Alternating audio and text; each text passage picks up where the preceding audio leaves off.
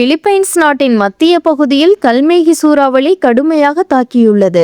இந்த சூறாவளியோடு திடீர் வெள்ளமும் ஏற்பட்டதால் மக்கள் கடுமையாக பாதிக்கப்பட்டுள்ளதோடு ஏராளமான கார்கள், டூ வீலர்கள் முற்றிலும் மூழ்கியுள்ளதோடு போக்குவரத்தும் பாதிக்கப்பட்டுள்ளது.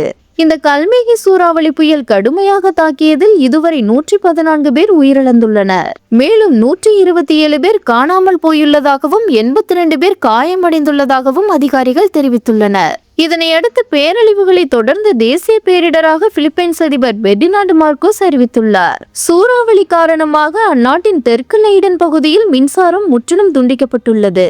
செபு மாகாணமும் பலத்த சேதம் ஏற்பட்டுள்ளது.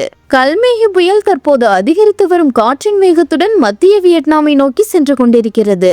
இந்த ஆண்டின் மிகவும் சக்தி வாய்ந்த புயல்களில் ஒன்றாக கல்மேகி கருதப்படுகிறது. இதன் காரணமாக கடலோரம் வசிக்கும் ஆயிரக்கணக்கான மக்கள் அனைவரும் பாதுகாப்பான இடத்திற்கு செல்லுமாறு வியட்நாமின் வானிலை ஆய்வு மையம் எச்சரித்துள்ளது. புயல் காரணமாக 8 மீட்டர் வரை அலைகள் ஏற்படும் என கணிக்கப்பட்டுள்ளது. இதனால் 50க்கும் மேற்பட்ட விமானங்கள் ரத்து செய்யப்பட்டுள்ளன. மேலும் 6 விமான நிலையங்களின் செயல்பாடுகள் நிறுத்தி வைக்கப்பட்டுள்ளது.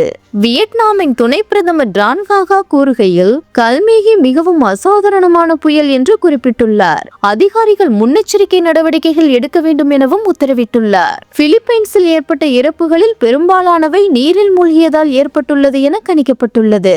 இப்போது மழை முற்றிலுமாக நின்றுவிட்டது. வெயில் அடிக்க தொடங்கிய நிலையிலும் வீடுகள் இன்னும் சேற்றால் நிரம்பியுள்ளதாகவும் பல வீடுகள் முற்றிலும் இடிந்துள்ளதாக பிலிப்பைன்ஸில் வசிக்கும் மக்கள் தெரிவித்துள்ளனர். இந்த சூறாவளி வெள்ளம் காரணமாக பிலிப்பைன்ஸில் இருந்து 5 லட்சம் மக்கள் இடம்பெயர்ந்துள்ளமை குறிப்பிடத்தக்கது.